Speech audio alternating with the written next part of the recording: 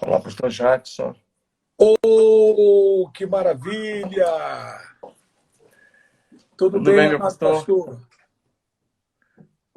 Eu sei que é tarde aí, o fuso horário de 4 horas de diferença. Eu quero te agradecer, aí já é meia-noite e meia, você é acordado para nos atender. Quero agradecer a sua gentileza e eu quero, assim, dizer do prazer de te receber aqui. E tem muita gente entrando aí já aguardando aí a tua palavra e nós vamos estar aqui no bate-papo aqui durante 1 hora. Eu já quero encorajar você que está aí, se quiser me mandar um recado para o pastor Jackson e alguma coisa, tem muita gente entrando e pastor, eu quero que você comece, se for possível. Eu sei que você está há muito tempo aí em Londres. Queria que você começasse falando um pouquinho da sua história de vida, um pouquinho do seu testemunho para cada um dos nossos irmãos que estão aí. Depois a gente vai prosseguindo nesse bate-papo. A palavra é sua, meu pastor. Para mim é uma alegria poder lhe ver e lhe saudar. Tenho uma admiração profunda por ti, pela sua família e pelo ministério em Marília. A igreja APIB em Marília tem sido uma bênção para a minha vida. E um dos presentes que eu ganhei nesses últimos anos, um dos tantos presentes que Deus me deu foi lhe dar, me dar o privilégio de poder estar contigo aí em Marília, com toda a sua família e igreja. Eu estou muito feliz, muito honrado por isso. Bom, eu estou já há quase 18 anos, estou indo para o 18º ano aqui na Inglaterra. Eu venho de uma família evangélica. Na verdade, eu sou a quinta geração de obreiros, de pastores na minha família. Toda a minha família, hoje os meus irmãos, todos eles, com exceção a moça, todos são pastores. Hoje eu tenho 2 filhos, um já está estudando no CFNAI também para Ministério Pastoral. Então, a nossa história de vida basicamente foi essa. Eu venho de um background, meus avós são metodistas, eram metodistas, depois metodista wesleyano, a base, inclusive, está aqui na Inglaterra. Eles, depois, chegando no meu avô e no meu pai, meu pai converteu-se na Assembleia de Deus, e daí começou toda uma história muito interessante de vida. De lá para cá, eu sou formado pelo Seminário Presbiteriano. Depois, eu tive o privilégio de, de pastorear a presbiteriana na época que eu fazia seminário. Como o seminário era presbiteriano, a regra era que para pastorear uma igreja presbiteriana eu precisava ser da presbiteriana. Então, enquanto eu estive no seminário, o meu passe foi vendido, foi dado para a presbiteriana. Eu tive a honra de pastorear uma igreja, uma cidade bem pequenininha chamada Guaraci, no norte do Paraná, uma cidade de 5.000. Hoje deve ter 6.000, mas naquela época tinha 5.000 habitantes. Foi a primeira igreja que eu pastoreei. Na época ainda muito jovem, tive uma experiência ainda como solteiro, foi uma experiência muito legal, muito marcante. Depois fui para Londrina, que é a minha cidade. Eu nasci em Curitiba, mas fui criado em Londrina.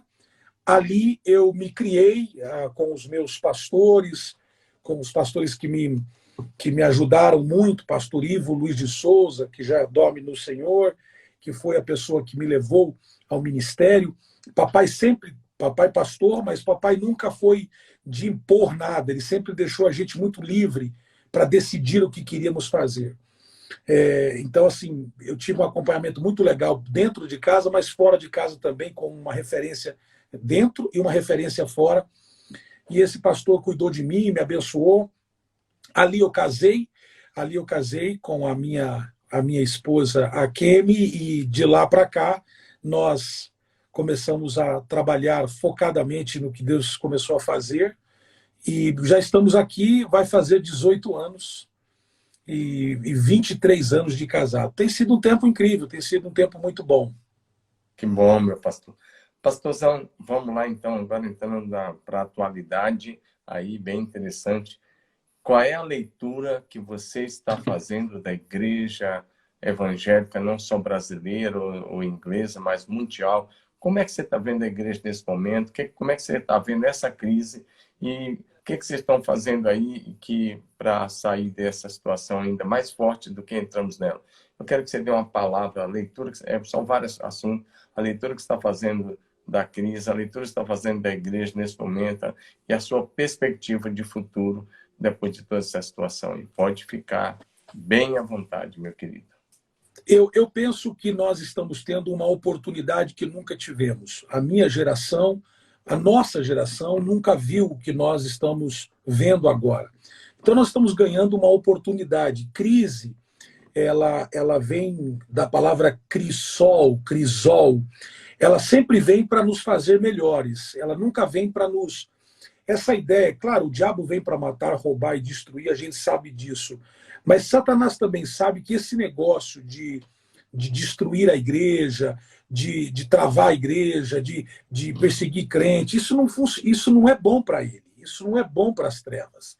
E ele sabe disso. Ele fez isso no tempo atrás, com os nossos irmãos em Roma. A gente sabe a história que os nossos irmãos sofreram, morria lá embaixo, na arena, e 2, 3, 5, 10 nasciam de novo nas arquibancadas. Então, esse negócio de matar crente, de fechar a igreja, de obstruir o caminho, de dificultar o caminho da igreja, nunca foi bom para o diabo. Sempre foi bom para a igreja, apesar dos pesares. Nós estamos aqui já na 4ª semana de o que eles chamam de fechamento total. E hoje o nosso primeiro-ministro, o substituto, porque o nosso primeiro está se recuperando da Covid-19, o nosso ministro de Saúde disse hoje, perdão, o nosso ministro do país, o nosso primeiro-ministro, disse que nós vamos fazer mais 3 semanas de lockdown. Nós vamos ficar mais 3 semanas do mesmo jeito que estamos. Provavelmente depois ele vai começar a relaxar um pouco as ordens. Como nós estamos nos reinventando. Eu acho que Deus nos colocou, claro, eu respeito muito o que nós estamos vivendo. Eu perdi 3 ovelhas, pastor. Eu perdi 3 ovelhas aqui. Uma, recentemente, 36 anos de idade, um diácono da nossa igreja em Birmingham, uma das nossas filiais, morreu vítima desse vírus. Então, ninguém está minimizando aqui o problema. Nós estamos respeitando, inclusive, as normas que o governo está mandando. Porém, por outro lado, eu vejo que é uma grande oportunidade. O que a igreja está fazendo? Primeiro, ela se reinventou. A igreja começou a ganhar uma plataforma que ela não tinha. A grande parte da igreja, eu falando da igreja universal, da igreja mundial, né?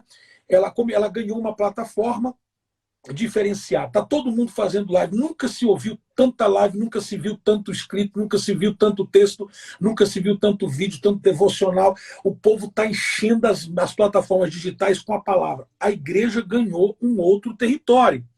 2, a igreja está experimentando o que os nossos irmãos experimentaram, claro, com as devidas proporções. A Europa vive aqui também, pessoas aqui vivem dentro de quartos, nem todos têm uma casa espaçosa para ficar dentro das casas, assim como o Brasil também tem muitos lugares que não tem como ficar numa peça 2x2, 4x4, uma coisa pequena, enfim, com 3, 4, 5 pessoas. Porém, nós nos descobrimos, e eu acho que Deus está levando a igreja, e essa é a minha leitura, longe de ser uma leitura geral, longe de ser uma leitura ideal, mas a minha leitura é que nós estamos nos encontrando. Eu acho que tem muito marido encontrando a esposa dentro de casa, eu acho que tem muita esposa encontrando marido dentro de casa, eu acho que tem muito pai encontrando filhos, eu acho que tem muitos filhos encontrando pai, e eu acho que é uma convergência. Acho que Deus nos colocou para dentro de casa, para a gente em casa ficar dentro, ou seja, a gente se enturmar, se cruzar, se conectar. Por quê? Nas primeiras 2 semanas, estava todo mundo aí assistindo série, filmes. Então, o povo cansou disso. Cansou de assistir televisão, cansou de assistir série, cansou. Agora ele só tem uma opção de conversar, de trocar ideia, de falar um pouco mais com o pai, de falar um pouco mais com a mãe. Eu acho que isso, de alguma maneira, a igreja prevaleceu. A igreja está avançando. Penso. Terceiro, eu acho que também Deus está nos dando a nós, pastores, uma plataforma diferenciada de pastoreio. A gente está acompanhando melhor as ovelhas. Ó, hoje, para o senhor ter ideia, hoje eu falei com aproximadamente 62 ovelhas. 62, eu falei com mais, mas 62 eu fiz questão de ligar. Eu tenho milhares de pessoas para ligar. Só hoje eu falei com 62. Liguei 62. Tudo bem? Aqui é o pastor. Vocês estão bem? Estão precisando de alguma coisa? Deus abençoe. É uma forma de pastoreio distinto. As ovelhas se acalmam quando ouvem a voz do pastor. Então, num momento de tensão como essa, nós temos uma pequena multidão aqui esparramada, mas é uma forma que Deus está. Então, a leitura que eu estou fazendo também é uma plataforma nova que Deus está nos dando para pastorear de forma distinta. As pessoas estavam num momento de não sabiam o que fazer, frustração, depois tensão, depois a notificação foi para enclausuramento e agora já está na fase do tédio. As pessoas estão entediadas, as pessoas já não sabem o que fazer, já costuraram, já limparam a casa, já trocaram os móveis de lugar de várias vezes. Não tem mais nada que fazer, estão entediados. Nós precisamos pastorear esse povo. E eu acho que essa crise está fazendo a gente ganhar um novo território. Eu trato de vê-la com uma perspectiva distinta, porque essa perspectiva está me fazendo acordar todos os dias dizendo, bora, Deus vai nos fazer melhores depois dessa crise. Muito bom, muito bom, muito bom mesmo. Além de tudo isso que você já colocou, o pastor tem tido aí, na sua visão, eu não sei, nunca fiz essa pergunta para você em nenhum momento, mas qual é a tua visão escatológica para esse momento que nós estamos vivendo, olhando para a Bíblia, à luz da Bíblia, à luz da história, à luz do que está acontecendo? Qual é a sua visão escatológica nesse momento? Eu vou ser escatológico, mas vou ser mais lógico do que escatos. Eu vou dizer que eu já li a última página dessa história e eu sei quem venceu.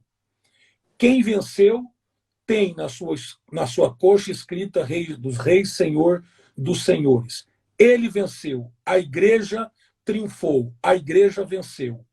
Por outro lado, vejo também como um sinal, como uma sinalização que está chegando a hora da igreja triunfar definitivamente. Essa é minha visão.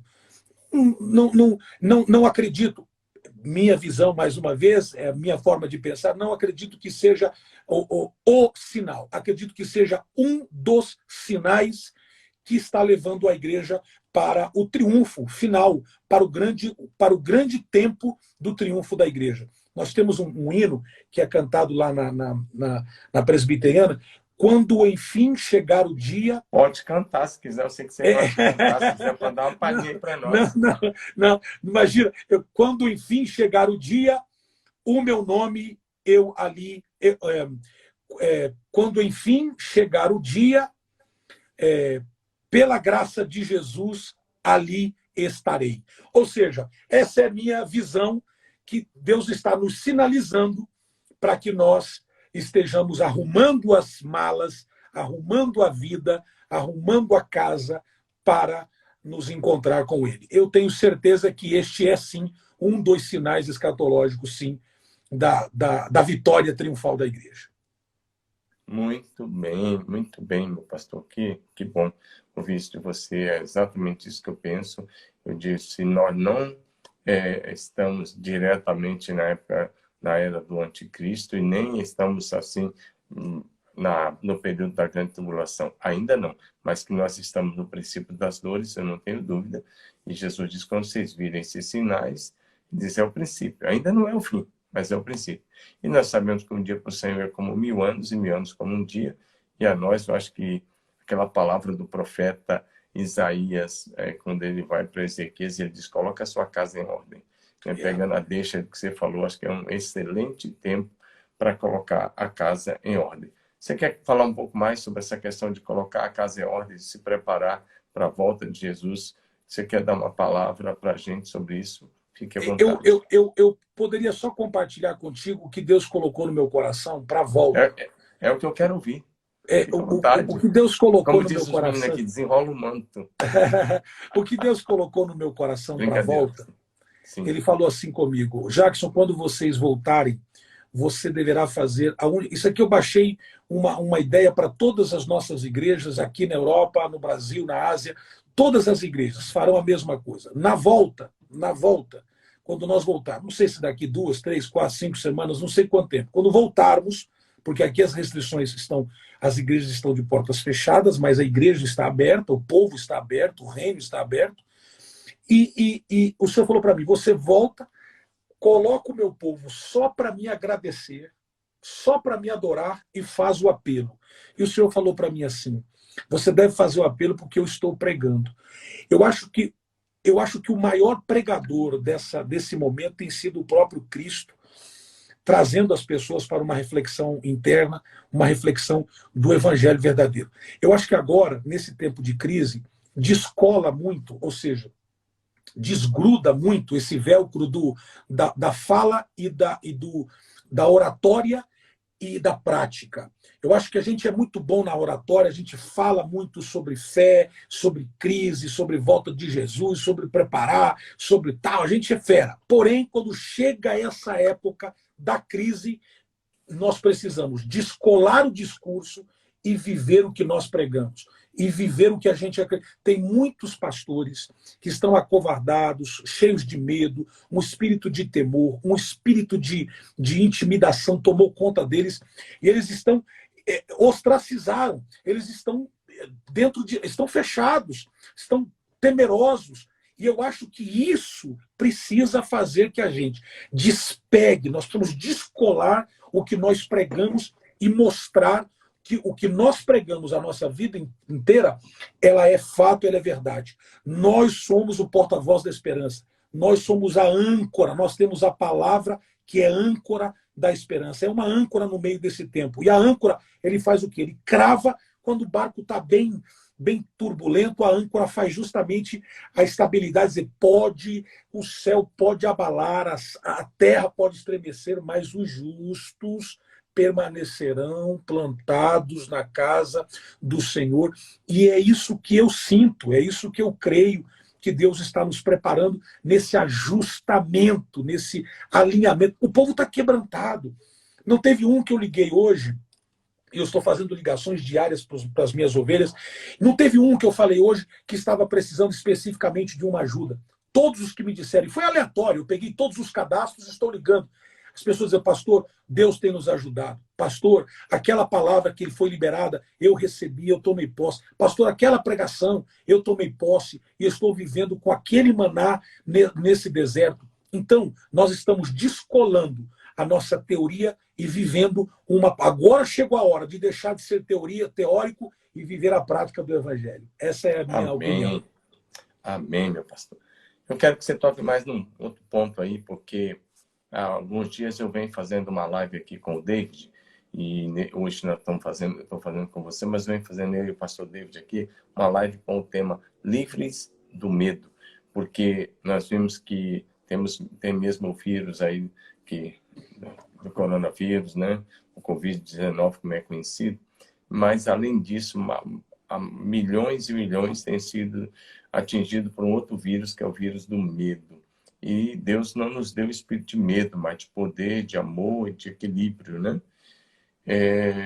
Dá uma palavra para nós sobre essa questão aí de que as pessoas não... Como vencer um vírus do medo nesta hora, que é o que está atingindo muita gente. Muita gente está com medo de morrer, muita gente está com medo de adoecer, muita gente está com medo da situação econômica, muita gente está com medo de uma série de coisas que pode acontecer depois. E nós sabemos que não vai ser assim, porque o nosso Deus está no controle da história. Então, dá uma palavra para nós aí, aquilo que você tem ensinado seu rebanho, reparte conosco, tem muita gente aí entrando e ouvindo, eu sei que estão na expectativa que eu vi uma palavra bem profética nesse sentido aí. Fica à vontade, pastor. Sabe que o apóstolo Paulo escreveu lá em Filipenses, no capítulo 4, o verso 11, 12 e 13, um texto muito conhecido, eu particularmente gosto muito dele. Ele diz assim, ó, pois aprendi a adaptar-me a toda e qualquer circunstância.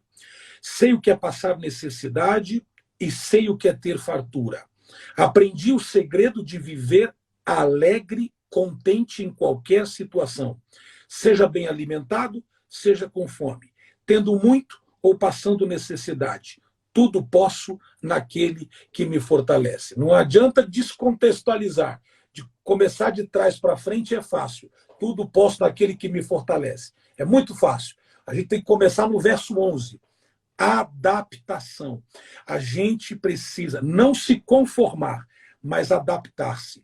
Como o ser humano é adaptável? É impressionante. Estamos trabalhando de casa, estamos construindo de casa, estamos reformando de casa, estamos pastoreando de casa, nos adaptamos.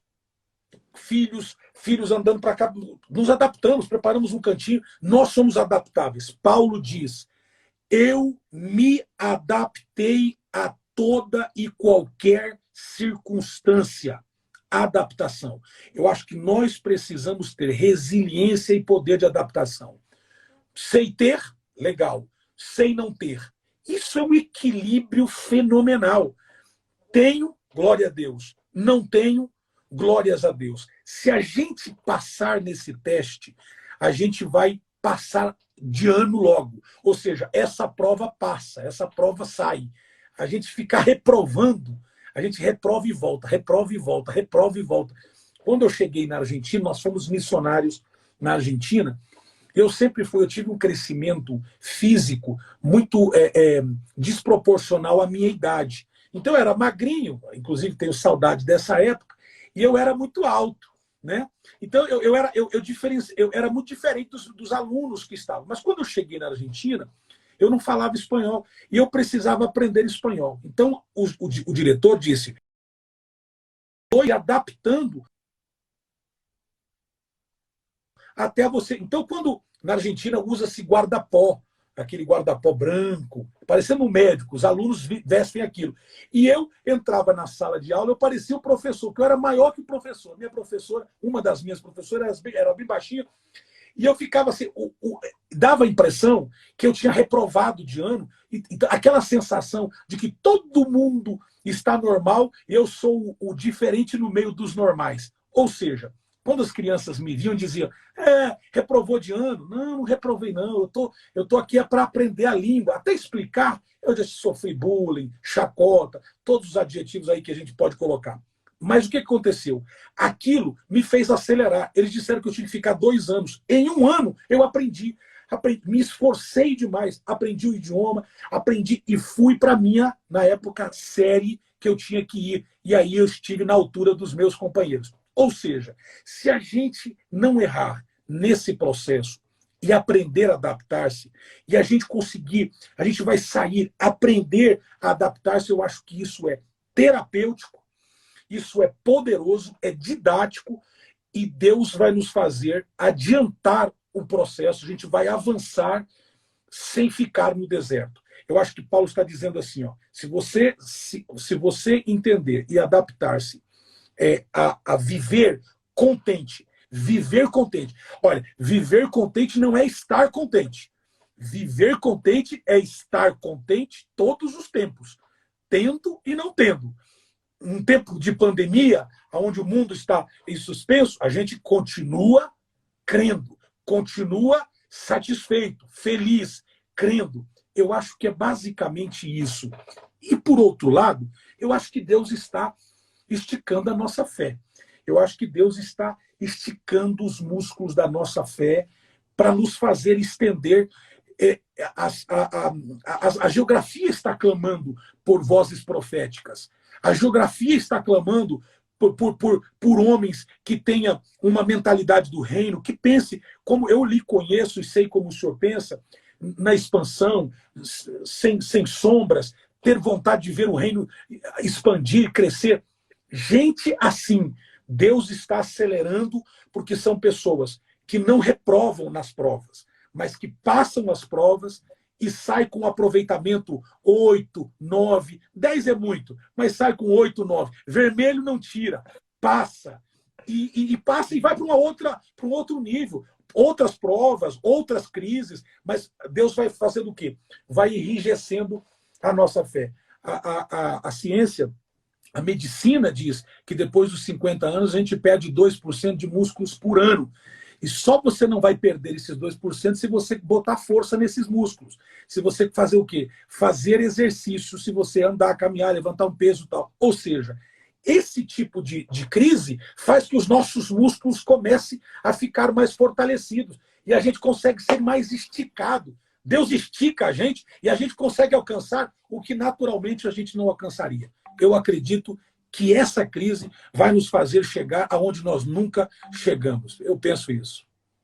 Que bom, você está animado no meio de tudo isso, né?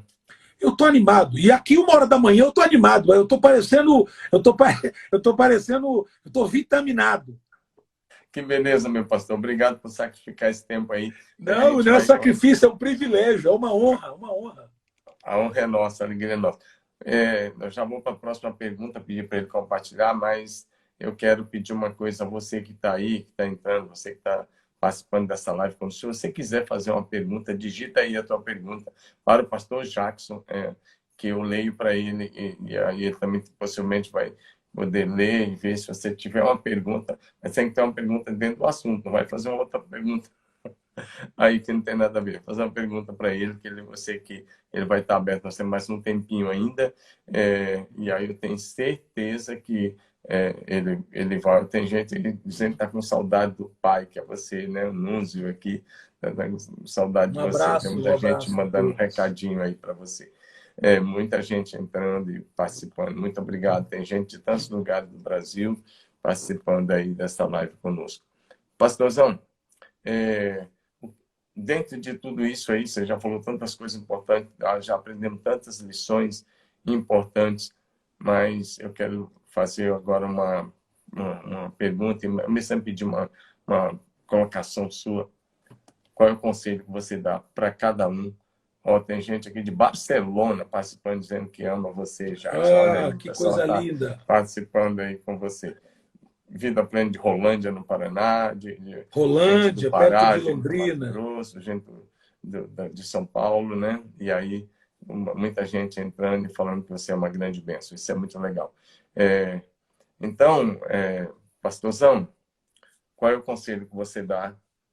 Você já falou tantas coisas boas, mas qual é o conselho bíblico, prático, que você dá para atravessar esses dias e sair com essa musculatura cada vez mais forte e sair disso melhor do que entramos e ampliando as fronteiras, seja em qual for, seja no ministério, seja no mundo corporativo? Qual é o conselho prático que você dá para nossos participantes, para aqueles que vão ver essa live depois? Eu penso que nós precisamos estar com o coração pronto para viver esse tempo. Nós passamos na semana passada, nós tivemos a semana passada a Páscoa. E as duas Páscoas que aconteceram no Velho Testamento, interessante, depois também tem a grande Páscoa, Cristo é a nossa Páscoa, mas falando lá do Velho Testamento, a primeira quando se deu, quando o faraó decreta que o povo não vai sair e tal, e Deus diz, olha, vocês vão ter uma instrução, ficarão dentro das casas, eu passarei, a morte vai passar, só não vai entrar onde tiver os umbrais com o sangue do cordeiro imolado. Pois bem, aquele povo que saiu daquelas casas, não saiu para a terra prometida, saiu para o deserto. Ou seja, essa primeira Páscoa, eles não saíram para ganhar a terra, eles saíram para ganhar um deserto. Ou seja, Deus estava preparando eles para um tempo de sequidão.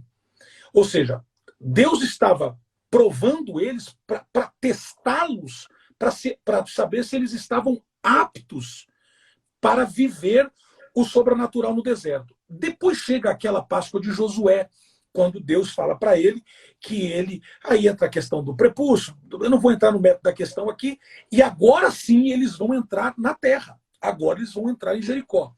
Então, se nós tivermos o entendimento de passarmos por esse período e aprendermos com a didática de Deus. Deus está nos ensinando, e eu acho que Deus está chacoalhando muito tudo. Há uma expressão em inglês que é shake. Deus está dando um chacoalhão em todos nós para que nós saibamos ter a nossa fé equilibrada. E dizer aquilo que eu disse no começo, descolar a nossa teoria e começar a não ser só teórico e viver de fato o evangelho. Deus está nos fazendo entrar numa nova estação preparados. Por quê? Porque senão nós não estaremos prontos para receber o que virá. Pastor, eu acho que depois disso não vai ter espaço físico. Esse espaço que o senhor tem aí, que já é pequeno, já não tem mais, não terá No fim do ano espaço. você vai pregar na inauguração do novo espaço, vai ficar pronto. Nem se eu não for Se Deus pregar, eu quiser. vou aí. Nem se eu não for pregar, eu vou estar no dia. Eu tenho aliança contigo. Não, você vai pregar. Agora, que coisa tremenda. Já está pequeno. Por quê? Porque as pessoas estão sedentas do evangelho, estão querendo Cristo. Nós precisamos estar prontos para recebê-los. Nós precisamos estar. Então, Deus está nos dando um chacoalhão para a gente estar pronto para receber. Quem se afoga com torneira não pode ganhar oceano. Nós não podemos nos conformar com o pouco, nós queremos o muito. E o muito será requerido. Se nós passarmos por esse teste, pastor, nós vamos alcançar. Nós experimentaremos a maior colheita de todos os tempos. Amém. Estou confiando nisso. É o que eu creio. Amém. Estou confiando nisso. Tenho pregado já há alguns anos, que nesse novo derramado do Espírito Santo, né, para essa última colheita, no mínimo 1 bilhão de vidas virão para Jesus em todo o globo. Estou muito confiante nisso. Pastorzão, que palavra enriquecedora. Você pode continuar nessa linha. Algumas pessoas fizeram algumas perguntas, mas eu acho que vai fugir um pouco aí. As perguntas foram feitas, eu não quero que você responda, não. Porque uma pessoa perguntou o que você acha do pronunciamento do nosso presidente, vindo de outro lugar. Eu acho que não vamos entrar nisso, não. Isso não vai ser legal. Isso daí. A outra perguntou como é que você está vendo a economia mundial. Aí, se você quiser falar alguma coisa sobre isso, fique bem à vontade, mas eu quero voltar a um ponto que eu tenho feito aqui nas lives, que tenho feito com algumas pessoas. Eu tenho tocado num texto que para mim é bem interessante para esse tempo, que é Joel 2, de 28 até o 32, né? Quando nós sabemos que esse texto começou a se cumprir no dia de Pentecostes, né? Nos últimos dias derramarei do meu espírito sobre toda a carne, vossos filhos, vossas filhas profetizarão, vossos jovens terão visões, vossos velhos sonharão, e até sobre os servos e as servas derramarei do meu espírito naqueles dias, né? E aí eles profetizarão. Mas o texto não para aí. O texto fala assim: mostrarei sinais em cima do céu, na terra, né? E ele diz: sangue, fogo, colunas de fumaça, o sol se converterá em trevas, a lua em sangue, antes que venha o grande e glorioso dia do Senhor. E há de ser que todo aquele que invocar o nome do Senhor será salvo. Então parece que, ao mesmo tempo que vai vir alguns tempos difíceis nesse período que se afunila e que antecipa a volta de Jesus, no tempo que estamos de preparação, o que ele chamou de princípios das dores, ao mesmo tempo que vão vir talvez sinais e mais sinais, e talvez algumas coisas até um pouco pior do que isso. Eu tinha um professor que ele dizia que nós passamos pelo teste do caráter, teste da palavra, e vários testes que ele enumerando, ele diz, dentre eles, o teste da fé. Nossos irmãos do Velho Testamento foram testados no campo da fé. Nossos irmãos do Novo Testamento, desde Israel, foram testados no campo da fé, né? Perseguição uma atrás da outra, quando, por exemplo, eles tiveram que deixar para trás suas casas, né, Jerusalém e assim por diante. E o Império Romano perseguiu, na Idade Média perseguiu, houve a Inquisição, que durou 1.200 anos, a igreja atravessou 1.200 anos de Inquisição, a igreja verdadeira que eu estou falando, sendo perseguida por outro sistema, que matou mais de 50 milhões de pessoas, que eles chamavam de hereges. A Inquisição matou bem mais do que isso. A igreja atravessou as crises como da chamada febre negra, que veio também da China, que matou na chamada Eurásia, aí, que é parte da Europa e Ásia, matou um terço da população na época. A igreja atravessou a gripe espanhola, que também matou um terço da população da Europa na época, né? 1918, 1919. A igreja atravessou a perseguição comunista. O sistema comunista no mundo todo matou mais de 100 milhões de pessoas. A igreja tem atravessado, a igreja tem sobrevivido ao comunismo chinês nessa hora, e em tantos lugares do mundo muçulmano a igreja também tem sobrevivido nas casas. Então a igreja, nesses 2000 anos de história, acho que foi menos tempo de paz do que de bonança. A igreja do Ocidente, nós somos a igreja do Ocidente, é que não está acostumada com isso, né? Então, como nós não estamos acostumados com isso, qualquer coisa nos assusta tanto e às vezes coloca tanto medo nisso. Mas nossos irmãos do passado, eles não encararam assim, ok? Então, olhando para tudo isso, olhando que talvez vão vir todos esses sinais anunciados por Joel, eu particularmente acredito que algumas coisas vão acontecer a nível desses sinais, mas que, paralelo a isso, nós vamos viver o maior derramamento do Espírito Santo de todos os tempos. Bem dentro dessa linha, o que você nos diz sobre isso e qual a leitura que você faz nesse sentido, a palavra que você traz baseada nesse assunto aí de Joel, de tudo isso que pode acontecer, qual é a sua expectativa desse derramado do Espírito sobre toda a carne no meio de tudo isso, mesmo que esteja acontecendo tantas coisas que o diabo esteja tentando fazer, Jesus está no controle e a palavra vai se cumprir. Lembra daquele texto que diz: se Satanás soubesse que Jesus morreria e ressuscitaria, ele não teria deixado isso acontecer. Ele teria feito de tudo para que Jesus não morresse. Ele ia atrás de Jesus, não deixaria Jesus espirrar, para não ficar gripado. Se ele soubesse que Jesus ia transtornar o mundo e fazer o mundo ser um antes e um depois dele.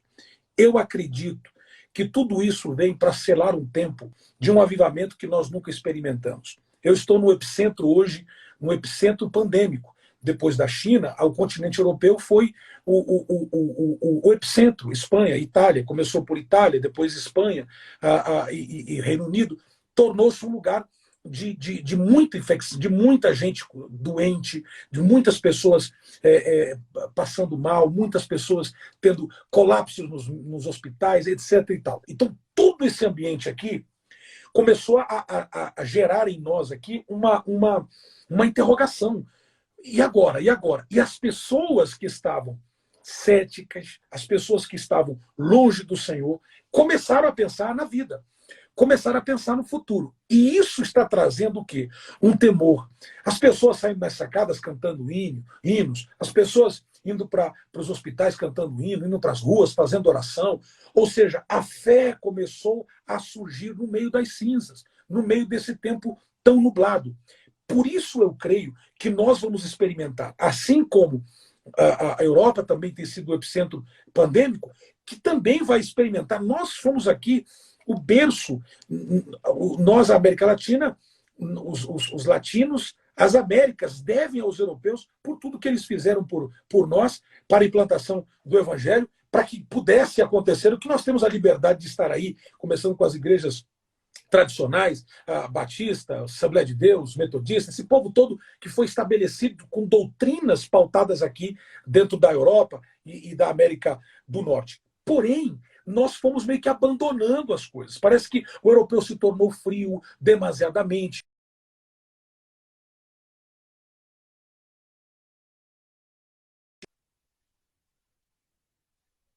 Eu não acredito num Deus que está vindo e vai botar todo mundo na parede, mãos ao alto, e tem que me aceitar, senão eu vou matar todo mundo. Eu não penso assim, não acredito que seja assim.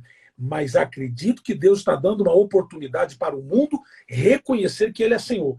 E aí, partindo desse pressuposto, reconhecendo que Ele é Senhor, vai ter uma avalanche. O que está acontecendo na Arábia, o que está acontecendo no Oriente Médio, centenas e centenas de pessoas de todos os credos. O muçulmano ele não pode se tornar cristão, porque ele se torna infiel. Mas dentro do islamismo, você pode se tornar ateu. No Oriente Médio, tem um monte de muçulmanos se tornando ateu. E depois de ateu, se tornando cristão, recebendo a Jesus. Jesus está aparecendo para a turma lá. É um negócio impressionante. Um avivamento está acontecendo. Quando os jihadistas estavam matando, degolando os pastores, os missionários lá no Oriente Médio, nós estávamos aqui clamando. Um dos nossos amigos em comum, o doutor Elias Dantas, falou assim, vocês parem de orar, porque os caras não querem que vocês orem por isso não, porque cada cabeça que está rolando lá é uma igreja que está sendo implantada. Ou seja, há um avivamento acontecendo. Eu creio que nós não só seremos o epicentro dessa pandemia, e não seremos o epicentro da corrupção, do país do carnaval, do país. Nós seremos o epicentro de um grande avivamento que vai acontecer e vai ter salvação e milagres. Vou usar uma expressão meio chula, mas é a expressão que mais se parece com o que eu quero falar. Nós vamos ter salvação a rodo, a quantidades que nós nunca... Peixes incontáveis, que as nossas redes não vão suportar. Nós precisamos costurar as redes nesse tempo para que nós possamos suportar o tanto que vai vir de gente após esse tempo de pandemia. É isso que eu penso, é isso que eu acredito. Aleluia, meu pastor. Que palavra. Que palavra. Você está nos encorajando. Isso é muito interessante, é muito bom ouvir isso de você. E isso é tão importante quando a gente ouve essas coisas de homem de Deus, porque senão, se a gente baixar a cabeça, enfiar a cabeça na areia, como faz avestruz, para ver como é que fica, não vai dar certo, né? E é interessante que nessas horas é que a gente vê a diferença entre os homens de Deus, né, e os meninos, entre os que realmente amam a Deus e os que não amam, né? E eu realmente louvo muito a Deus por essa palavra tão especial que você está nos trazendo nessa noite. Eu fico muito, muito agradecido. Tem gente lá do Japão te assistindo, Japão! lá, Eu chamo nossas igrejas lá. Você também tem igreja lá e, meu Deus, tem tanta gente de tantos lugares aí participando conosco, né, desse momento tão interessante. Pastorzão, nós temos 10 minutos para encerrar nossa live e eu quero... O que é bom passar rápido, né? Que é bom passar rápido demais. Eu quero pedir você para nos dar uma palavra que você sente que é da parte de Deus, que está no teu coração para a igreja, né, do Senhor, não só no Brasil, mas espalhado. Temos gente aí de tantos lugares aí nos acompanhando, com a palavra assim que você sente que é uma palavra rema do coração de Deus, do coração de cada um dos nossos irmãos, tanto no Brasil, quanto na Inglaterra, na Espanha, no Japão, que está te assistindo, de tantos outros lugares do mundo. Fique bem à vontade, pastor. Fazendo só aqui, respondendo aqui a Geise, só não respondendo, apenas dando aqui uma linha de raciocínio, é o que eu penso, como nos devemos preparar pós-pandemia. É o que eu acabei de dizer, nós precisamos estar prontos para receber um avivamento, um vinho novo. Eu acho que se nós formos com odres velhos para o novo tempo, nós não vamos suportar o vinho. Nós precisamos pedir graça de Deus para que o couro desse odre esteja curado. O couro curado suporta vinho. Couro curado suporta a pressão do vinho, para que nós tenhamos um tempo significativo. Eu penso... Antes de você falar sobre isso, só uma palavra dentro disso aí. Eu disse uma palavra que acho que é bem interessante, e se a igreja não servir bem as pessoas nesse período da crise, então ela não tem razão de ser depois da crise. Então aqui nós estamos procurando fazer de tudo para servir a igreja. Nós fizemos drive-thru de vacinação, fizemos marmita solidária, fizemos uma série de ações aí, doação de sangue, e nós estamos fazendo uma visitação assim, muitos de cada membro, indo até o portão, ficando a 2 metros de distância, conversando, orando com as pessoas, indo até as pessoas, e cada pastor levando cesta básica no seu carro, chega, já olha, se a pessoa precisa, já deixa, e estamos indo para declarar para as pessoas que nós as amamos e que elas são importantes. Temos visitado o dia todo, mantendo as condições de higiene, o distanciamento, bem interessante. E eu quero assim dizer que uma das coisas eu acho é a igreja servir nesse período, para continuar servindo depois. Mas aquela pergunta que eu te fiz, a palavra rema de Deus para essa hora. Eu acredito muito que a igreja está... A igreja ela se torna significativa quando o que ela destrói é significativo. Eu acho que o que vai nos fazer significantes ou insignificantes é o tamanho do gigante que a gente consegue destruir. Nós estamos com um gigante enorme, que é essa pandemia, e a igreja precisa mostrar-se agora relevante. Depois dessa pandemia, vai aparecer duas igrejas. A que não é relevante, ou seja, a que não faz falta para o país, a que não faz falta para a sociedade, a que não faz falta para nenhum bairro, a que não faz falta para nenhum estado, nenhuma cidade. E vai aparecer aquela que faz falta, é aquela que fez a diferença nesse momento. Então, nós precisamos fazer a diferença. Eu acredito muito no que é o digital, nós estamos indo para lá, fazendo tudo que é. Tudo está sendo online, tudo é digital, good. Segundo, nós também cremos nessa questão do pastoreio, da aproximação, isso que o senhor está fazendo, indo até as ovelhas, nas casas, tal. Eu tenho feito de uma outra forma também essa aproximação. Temos 4 frentes sociais poderosas, ajudando centenas de pessoas,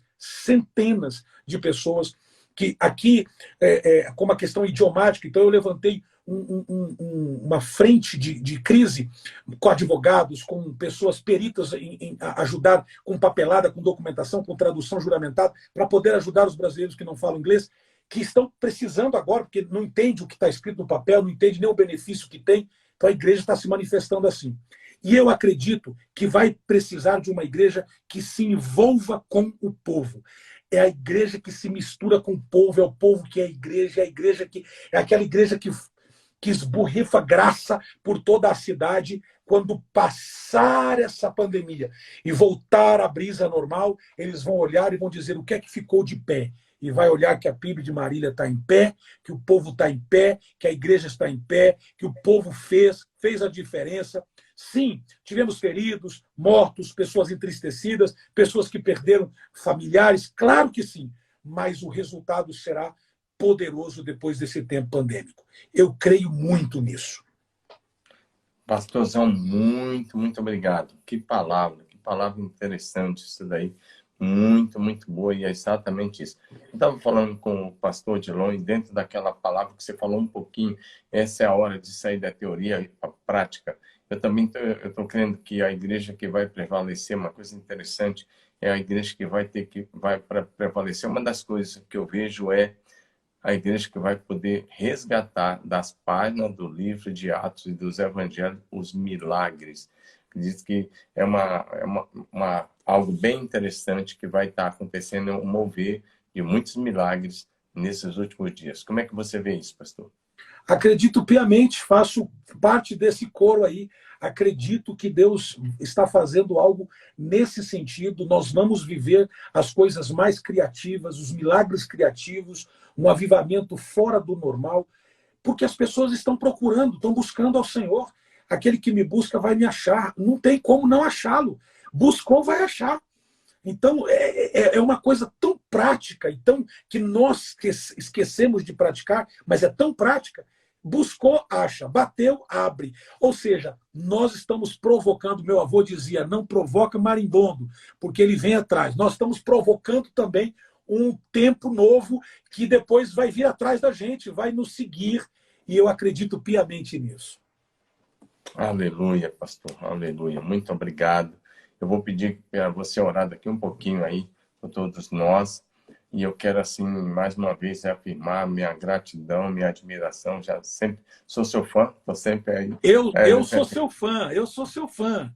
De todo o meu coração. Minha casa ama a sua família, a sua casa, o seu pastoreio. Nós somos apaixonados pelo que vocês carregam.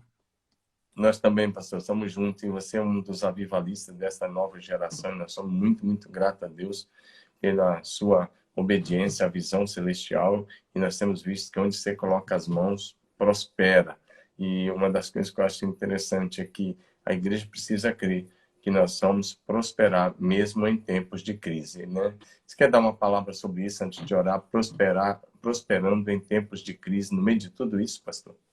Eu acho que Deus vai fazer como aconteceu com o Jó, quando ele orou pelos amigos dele, na maior crise, sentado naquela cinza, raspando as feridas com um pedaço de telha, e quando os amigos se aproximam, ele diz assim, vocês não foram tão amigos assim comigo, porque vieram falar coisas que não era nem devido, mas eu vou orar por vocês. E quando ele começa a orar pelos seus amigos, a sorte de Jó é revertida. Ele estava sentado em cinza, raspando as feridas com telha, e a sorte dele foi voltada, virada, e ele ganhou muito mais do que tinha num tempo de bonança. Ele foi muito mais próspero partindo daquele momento difícil.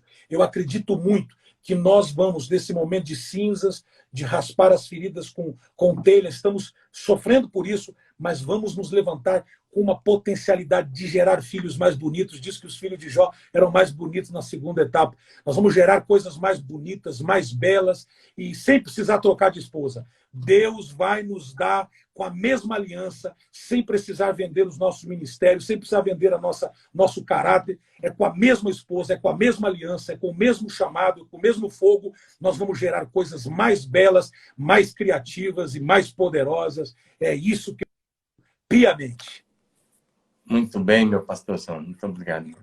Amém, amém, amém. Pastorzão, agora eu vou pedir para você orar por nós. Nós temos sempre no final da nossa live, nós temos dito uma palavra que está no Salmo 91, versículos 10 e 11. Nenhum mal te sucederá, praga nenhuma chegará à tua casa, porque Deus dá ordem aos seus anjos. Eu quero pedir, pastor, que ore por nós, ore por cada irmão, cada amigo que está assistindo essa live, liberando uma palavra de proteção e de bênção sobre cada pessoa agora. Por favor, meu querido pastor.